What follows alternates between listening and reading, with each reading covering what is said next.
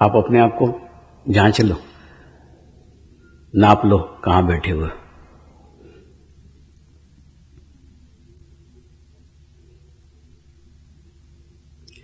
एक शिष्य वो होता है जिसे गुरु बार बार बताए वो सुनता ही नहीं।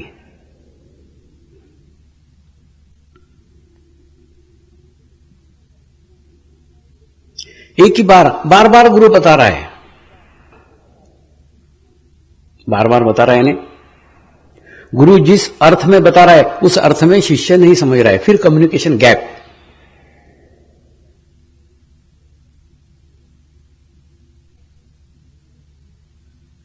गुरु एक अर्थ में बता रहा है, शिष्य एक अर्थ में सुन रहा है, इसलिए बार बार बताने के बाद में भी शिष्य सुनता ही नहीं है।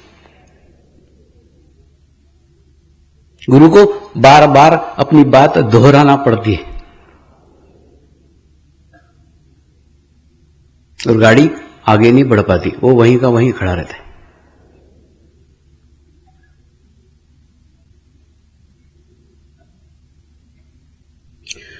दूसरा शिष्य है, उसको बताओ तो सुनता है, खुद की कोई बुद्धि नहीं है, खुद का कोई अक्ल नहीं है, सारी अकल गिरवी रख के आया हुआ है। बताएंगे सुनेगा, नहीं बताएंगे नहीं सुनेगा।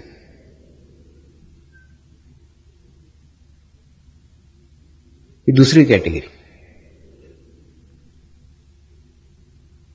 और तीसरी कैटेगरी शरीर के सानिध्य में सुनेगा। गुरु सामने सब सुनेगा, सब समझ में आएगा। गुरु सामने नहीं है, कुछ समझ में नहीं आएगा, कुछ नहीं करेगा। ये तीसरी कैटेगरी है।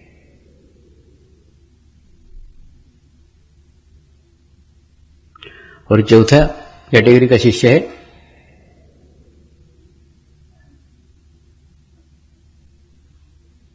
इसका संबंध गुरु के सूक्ष्म शरीर के साथ है, उसे कहना ही नहीं पड़ता, वो खुद ब खुद कार्यरत रहता है। तो आप किस पादान पे बैठे हुए हो, किस स्थान पे बैठे हुए हो, आप आपका ही पता लगा लो।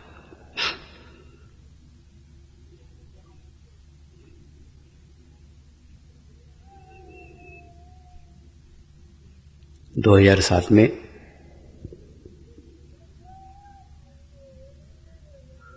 एक बहुत बड़ा बदलाव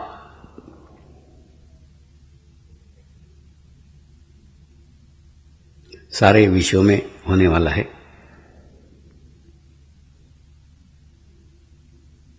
उस बदलाव की शुरुआत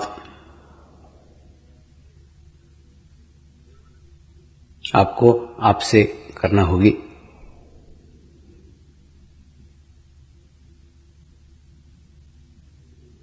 गुरु का कार्य, गुरु का शरीर हजारों लाखों अंशों में बटा हुआ है, लाखों स्वरूपों में बटा हुआ है, लाखों रूपों में बटा हुआ है। टुकड़े टुकड़े टुकड़े टुकड़े टुकड़े टुकड़े टुकड़े है, प्रत्येक मनुष्य मात्र के लिए समर्पित है।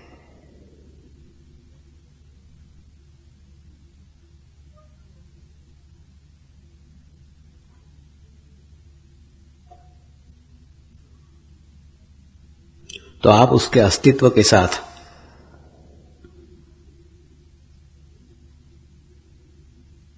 कितना रह पाते हो उस पर सब कुछ निर्भर है।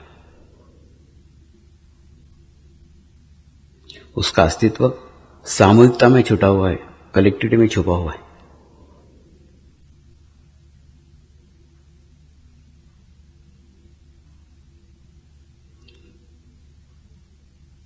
जितने आप सामूहिकता में हो,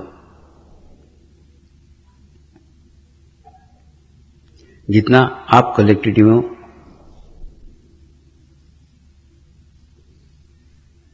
उतनी ही आप उसके साथ जुड़े हुए हो। और उसके साथ जुड़ने के लिए सेंटर से अच्छा कोई स्थान नहीं है। सेंटर एक महत्वपूर्ण पुल है,